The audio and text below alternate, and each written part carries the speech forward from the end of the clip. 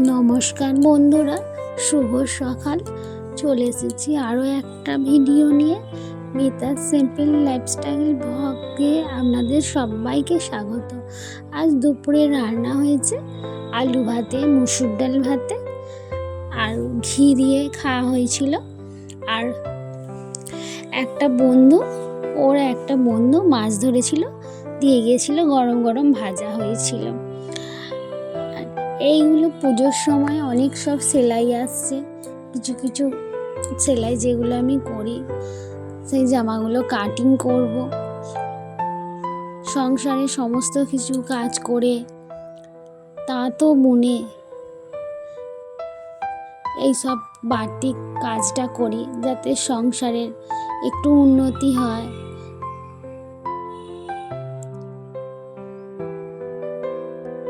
এইভাবে পরিশ্রম না করলে সংসারে উন্নতি করতে পারবো না। আর যতই মেয়েরা কাজ করুক সংসারে, তাতেও কিন্তু মেয়েদের নাম নাই। খাওয়া দাওয়ার পর এইগুলো আবার সেলাই করতে বসেছি। পুজোর সময় তো একটু বেশি চাপাচাপি থাকে। বিকেলবেলা ঠিক হয়েছিল যে একটু ঝালমুড়ি হবে, সকাল থেকে মোটামুটি ঠিক হয়েছিল। এবার বিকেলবেলা নারকোলটা ছাড়িয়ে আমি নারকোলটা কেটে নিচ্ছি। ছোলা কড়াইটাও ভিজিয়ে রেখেছিলাম। ঘরের যে কিছু উপকরণ ছিল, খুব বেশি থাকেনি, সেইগুলো দিয়েই ঝালমুড়ি করছি।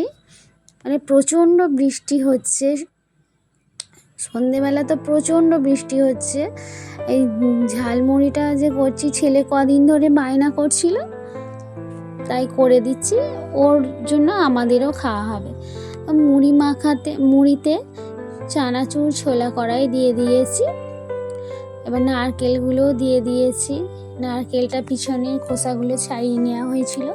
শসাটা একটু পরে দেওয়া হবে, নাহলে মুড়ি নরম হয়ে যাবে। আর একটা কাঁচা লঙ্কা মাত্র দিয়েছি, কেননা ঈশানের মুখে পড়লে ঝাল লাগবে। আর এটা জিরে গুঁড়ো করেছি, জিরে, শুকনো লঙ্কা, ধনে কাঠখোলায় ভেজে গুঁড়ো করেছি। আলুগুলো অল্প দিচ্ছি, অল্প রেখে দিচ্ছি, নাহলে মুড়ি নরম হয়ে যাবে। আর গরম চপ কিনে নিয়ে এসেছে, হাত দিতেই পারছি না। এখানে গরম চপটা আমি কুচি করছি। আর আপনাদের দাদা জিরে লঙ্কার তেলটা মাঝখানটায় দিচ্ছে। আমি বললাম মাঝখানটায় দিয়ে দাও তো, মুড়িটা মেশাবো। এতে লঙ্কা দেওয়া আছে, মশলাতে লঙ্কা দেওয়া আছে। আবার মশলা কিছুটা কিনেও নিয়ে এসেছিল, সেইটা দেখানো হয়নি। যে মুড়িটা কত সুন্দর দেখতে লাগছে। পেঁয়াজ কোচানো আছে, সমস্ত কিছুই দিয়েছি।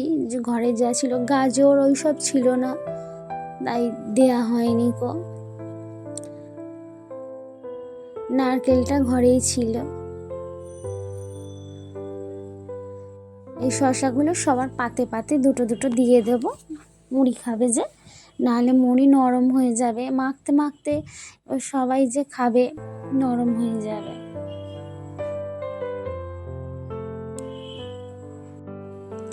আলুগুলো অল্প করে দিয়ে দিলাম, আর চপটা কুচিয়ে নিচ্ছি। বুঝতেই পারছো আমার কত গরম লাগছে।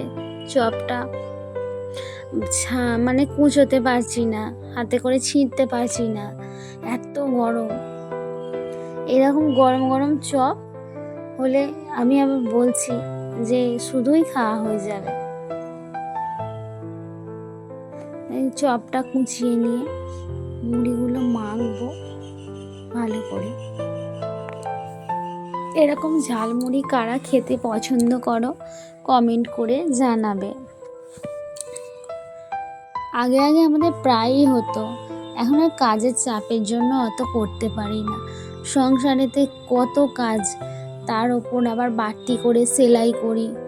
পুজোর সিজন, এখন অনেক সেলাই আসে, কারণ আমাদের তো গ্রামে বাড়ি, দিন থাকতে কেউ কিনতে পারে না। এই পুজোর কাছাকাছি কিছুদিন আগে থাকতে সেলাইটা আসে, হয়তো 15 দিন 20 দিন আগে থাকতে। মুড়িগুলো ভালো করে মিশিয়ে নিচ্ছি। মুড়িগুলো মেশানো হয়ে গেলে সবাই মিলে একসঙ্গে খাবো। তো পাশে শশা খোসা ও নারকেলের খোসাগুলো রয়েছে, তোমরা কিছু মনে করো না। মুড়িটা মাখা হয়ে গেছে, সবাইকে দিয়ে দিয়েছি জায়গায় জায়গায়। মুড়িটা কত সুন্দর দেখতে হয়েছে। তো আমি আমার আর আমার ছেলের মুড়িতে লেবু দিয়েছি, কারণ সবাই লেবু দিয়ে টক টক খাবে না। আর বিট নুনটাও দিয়েছি, ওরা বিট নুনটা বেশি খায় না। মুড়িগুলো দারুণ দেখতে হয়েছে। তো ভিডিওটা যদি একটুও ভালো লাগে একটা লাইক করবে, কমেন্ট করবে। ধন্যবাদ।